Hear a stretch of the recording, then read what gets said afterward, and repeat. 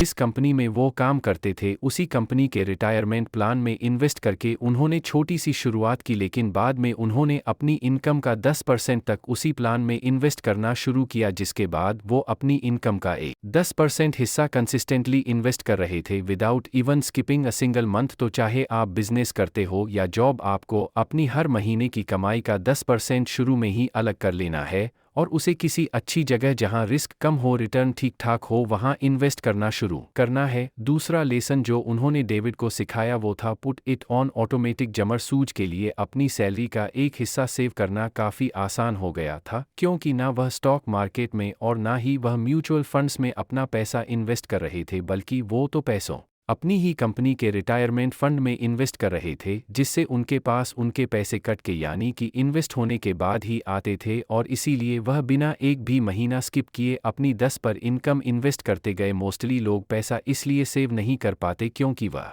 Saving को एक option की तरह देखते हैं। आपको शायद पता ना हो, लेकिन इसके पीछे भी एक साइकोलॉजिकल रीज़न है कि हर इंसान की विलिंगनेस की एक कैपेसिटी होती है। मतलब आप जब भी किसी अच्छी हैबिट या किसी प्लेजरेबल एक्टिविटी को ना कहते हो तो आपकी विलिंग बस उसमें लगती है। उसी तरह जब भी आप पैसों को सेव करने का सोचते हो तब भी आपकी विलिंग उसमें स्पेंड होती है, और इसलिए कई बार आप अपनी विलिंग को दूसरे कामों में यूज़ कर लेते हो, जिसके बाद सेविंग के लिए आपके पास विलिंग्स बचती ही नहीं। लेकिन अगर आपके पास सेविंग करने का ऑप्शन ही नहीं होगा तो आपको अपनी विल लगाकर पैसे बचाने नहीं होंगे, क्योंकि आप अपनी कमाई का वह हिस्सा पहले ही अलग कर दोगे, और यह करने से आप एक रेगुलर इन्वेस्टर बन जाओगे। तो अपने बैंक के अकाउंट की सेटिंग में जाओ और 10 पर आपकी इनकम का हर महीना अलग करने के लिए ऑटोमेटिक सिस्टम लगा दो। तीसरा लेसन जो उन्होंने बताया वो था the latte factor. The latte factor एक बहुत ही फेमस टर्म है फाइनेंशियल वर्ल्ड में। अमेरिका में लोग रोज अपना दिन कॉफ़ी के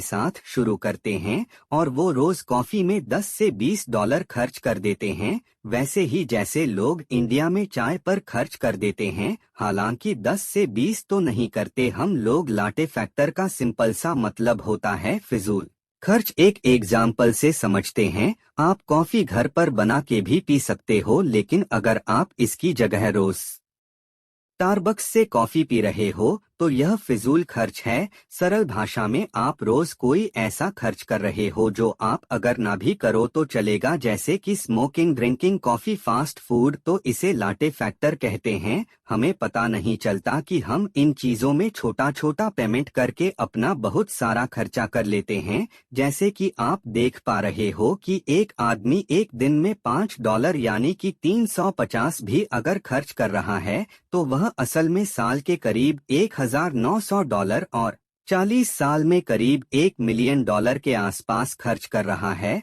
अब आप ही सोचो, अगर आप इन पैसों को बचाकर इन वेस्ट कर दो तो आपके पास अपनी रिटायरमेंट के लिए कितना पैसा होगा। चौथा लेसन जो उन्होंने बताया वो था फंड योर ड्रीम अकाउंट। अब आपके मन में एक सवाल आ रहा होगा कि अगर हम हमारी इनकम का 10 या 20 पर पहले ही हटा देंगे तो उससे हमारा स्टैंडर्ड ऑफ लिविंग गिर जाएगा, या फिर हम हमारी वांट्स को फुलफिल नहीं कर पाएंगे। तो इसका भी सॉल्यूशन काफी सिंपल है। आपको एक और अकाउंट में सेविंग्स करनी है और ये अकाउंट का नाम होगा ड्रीम अकाउंट। अब आप अपने रिटायरमेंट के लिए तो सेविंग कर ही रहे हो, पर अगर आपको अपनी कोई डिजायर फुलफिल करनी है तो आप उसके लिए भी एडवांस में प्लानिंग करोगे। फॉर एग्जाम्पल, आपको बाली घूमने जाना है, या अपना खुद का बिजनेस करना है, या royalenfield.com पैसा बचा के अपने डिजायर फुलफिल करोगे बिना किसी ईएमआई या लोन के। तब जो आपके चेहरे पर खुशी होगी उसे शब्दों में बयान कर पाना इम्पॉसिबल। और मान लो कि आपको जॉब से निकाल दिया गया, तब भी आपको इतना स्ट्रेस फील नहीं होगा, क्योंकि आपने अपने ड्रीम अकाउंट में ऑलरेडी कुछ सेविंग्स की है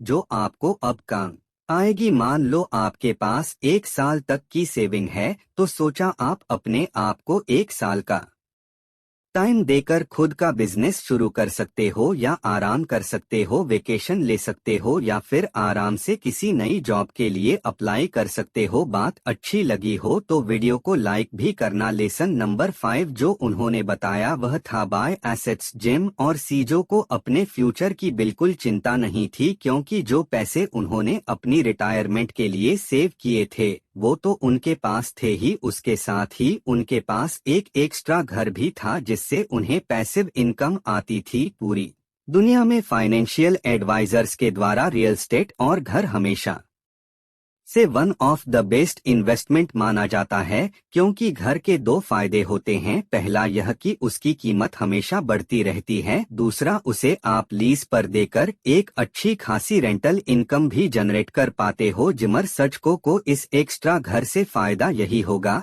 कि उनकी घर की कीमत तो बढ़ेगी, जिसके साथ ही साथ हर साल उनके घर की रेंटल इनकम भी बढ़ेगी, जिससे उन्हें अगर कोई एक्स्ट्रा खर्च भी करना हो तो भी ज्यादा दिक्कत नहीं आएगी। तो हमेशा एसेट्स को बाय करने पर ध्यान दो। यहाँ तक देख रहे हो तो अफरकन करो यस आई विल, क्योंकि याद रखना कि एफर्मेशंस में बहुत ताकत होती है। उम्मीद है कि इन पॉइंट्स को फॉलो करके आप भी सेविंग स्टार्ट करोगे। For watching.